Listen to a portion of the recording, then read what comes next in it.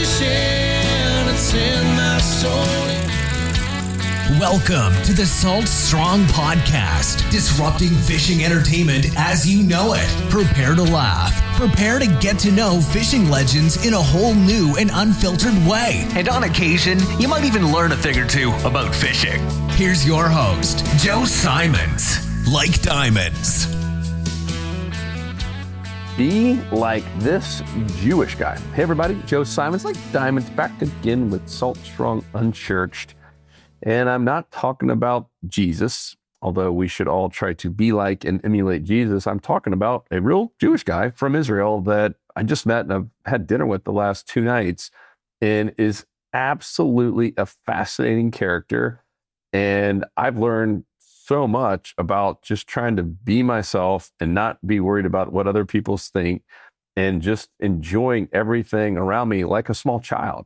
This guy, like I said, fascinating. So let me just tell you a story. So we're here at a conference. I'm actually in Austin, Texas right now as I'm recording this just on my phone here. And I'm in my hotel room on a break of this conference. And the conference is for CEOs of online kind of based companies like ours with Salt Strong, and all different types of industries, people from all over the world. And this guy, I meet him at the network event the first night, and he's got quite a funny accent. And turns out he's, from Israel, just flew over and left his wife and a couple kids at home, and trying to come here to get some new tactics and meet some people. And so I'm just kind of chatting it up with him, and you could tell he's just got this big, huge smile and this just awesome presence about him. And he's like, yes, I got in yesterday. So it's Saturday. We're in Austin, Texas. And I don't think he's ever been here, maybe one other time to like America. So doesn't really know much about anything. And he's by himself. So imagine this guy by himself, and he's walking to the hotel, which is right here on Red River. If you guys have been to Austin, Texas, Red River Street dead ends essentially into the stadium area where the Texas Longhorns play. And he's just walking by people, and he's describing, this bull. He's like, I see bullhead in orange. And he just stops people. He's like, what is this? Where is everybody going? And he talks just like that. And they look at him like, are you serious, dude? You're here in Austin, Texas. The Texas Longhorns are about to play. It's a big game. And he's like, who are these Texas Longhorns? So I guess the first people left him, and while he's trying to chat with them, like, who is this bozo? And he asked the next person who's walking by with the text, what is going on? Where are you guys going? So he's still got his luggage and everything. He hadn't even checked in the hotel. And the next group tells him, he's like, yeah, there's a massive game going on here in the next hour. We're walking over to the game. And he's like, can I come? Like, well, you have to buy tickets. Like, we don't have a ticket for you. And he goes, okay. So he goes in, doesn't even check in, just gives his luggage to the bell people, and then walks back out. Once again, brand new, just arrived from Israel, and has this just curiosity and childlike demeanor where he just wants to know everything and explore everything, and has no fear about what people think about him.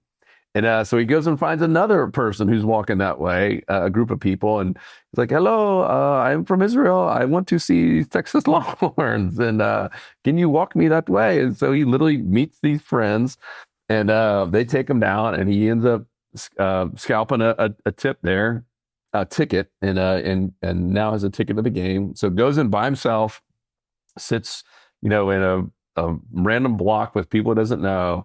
And he says, I've met so many friends, and they have fighter jets go over. And he's like, it was crazy when, normally I would think people drop the football, it would go quiet, but they're very loud and ruckus and taunting them. He'd never been to a college, or professional football game in his life. And he had just the funniest stories about that. And since then, I think I mentioned earlier, I had dinner with him and a couple other people that a couple other CEOs that I've met, one from North Carolina and one from Canada. And we've been going out to dinner, and just hearing his stories, and how he just has this fascination to try anything. And so he's just kind of looking at his phone. He's like, oh, guys, there is a stand-up mic place. And he's like, let's just do it. It's right down the street. And my first question is, this is kind of how I think. And really what I'm learning from this guy is like, all right, well, like, let me look at it. Like, does it have good reviews? And he's just quick, like, who cares? It's right here and we have nothing to lose.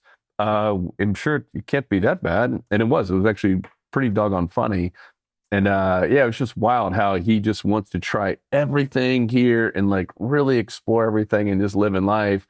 Where, so many times I'm like, all right, I only go to places with good reviews and I want to make sure I got someone there, because I'm just being honest, me personally, I really struggle with sitting down like to a dinner by myself.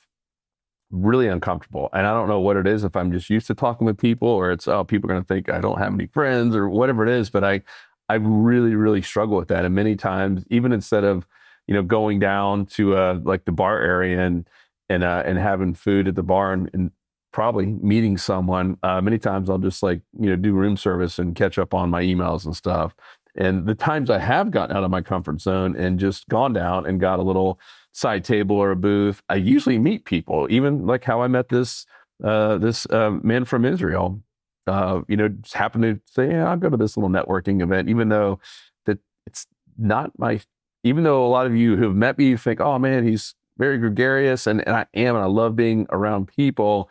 But it's still very uncomfortable for me to go to a quote unquote networking event where I know no one, and just doing the small talk stuff. Just not that maybe I'm better than I'm giving myself credit for, but it still just makes me very uncomfortable. Like I don't get excited. And there's some people that thrive on that and just can work a room. I just don't. I don't love it. And so what I've really taken away from this guy is just embracing life and not giving two hoots about what people think. I mean, even at that comedy club.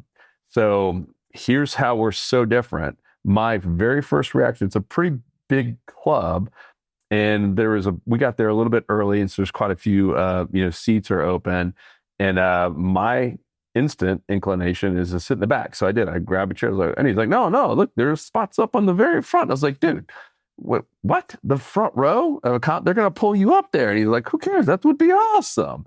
And he has that attitude. And I was like, all right, well, maybe I'll sit behind you in the second row. And he did get called up, which is even funnier. And could barely even read. They asked him to read something. He can barely read it because of his accent. And he just thought it was the funniest thing ever, even though people were laughing about him that he couldn't read the thing properly with his accent. And I don't know, it was so cool to sit back and watch that, someone just absolutely loving every moment of life. I thought that was just so good. The other thing, at this conference, they had a speaker talking about, he went through like some crazy stuff, like died 4 different times, cancer, a guy who was drinking hit him head on going 80 miles an hour in a car, and that's one of the times he died. I mean, he's just got these crazy stories, and they told him he'd never walk again, and he's created a thing in his life, he's just happy as can be. And he's created a thing called the 5-minute rule. And it just hit me about how many times I've gone against this. And he says, when anything happens to me in life, he's like, I just get used to it now. He's like, I've lived a weird life.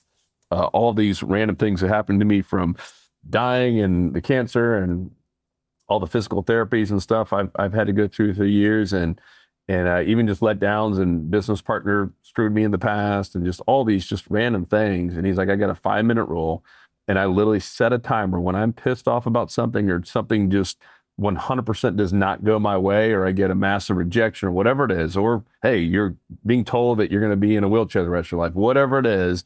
He goes, I literally set an alarm for 5 minutes, and I got 5 minutes to be as angry as I want, to just be pissed off, to say whatever I want about the situation.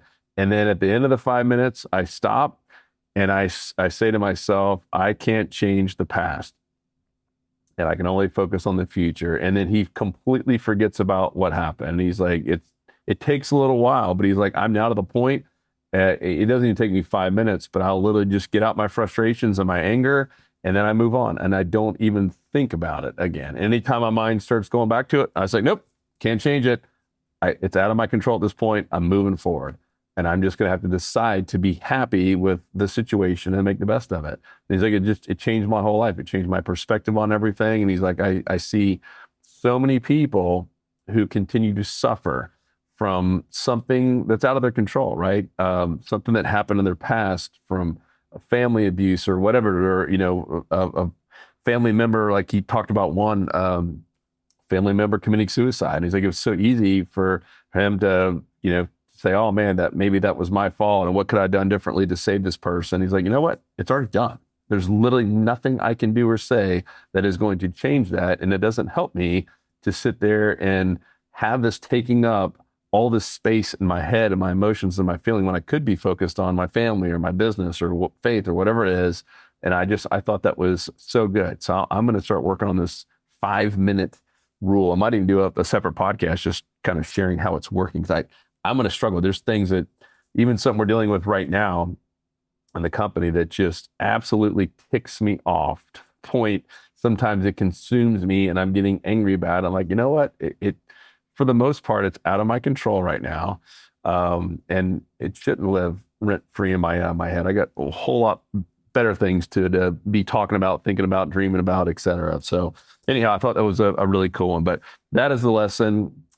Be like this guy. I know you haven't met him, but you can just imagine this almost like a Balky, if you remember that show, like character. And he's just super funny. And this is just neat. I want to explore and try everything. And whoa, this is the barbecue and the brisket. What is it? The banana pudding? I'd like to have, that's how he talks. And we did it last night. He's like, I've never had the banana pudding. Let me have the banana pudding. But he just wants to try everything. And I don't know. I've really enjoyed, I think God puts us in touch with the right people at the right time. And once again, had I not gone to the networking event, never would have met this guy. Now we're friends, we're hanging out, had some beers and dinner, like I said, with a couple other CEOs.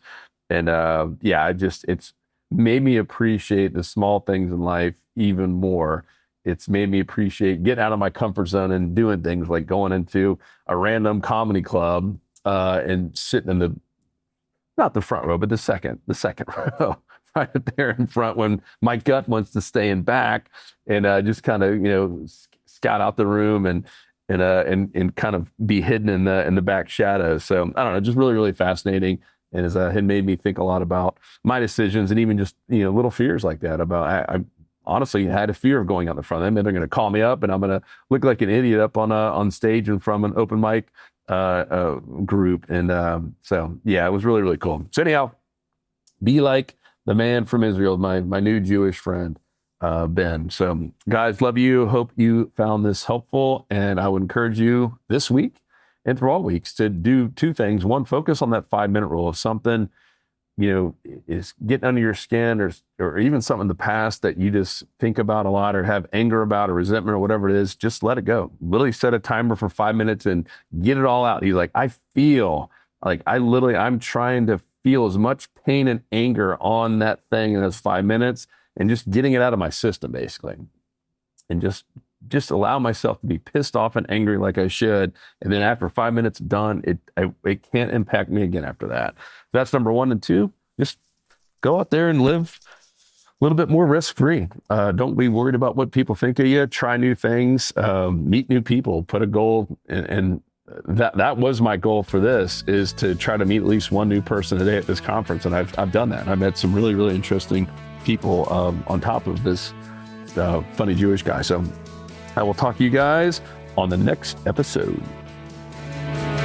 'Cause fishing, it's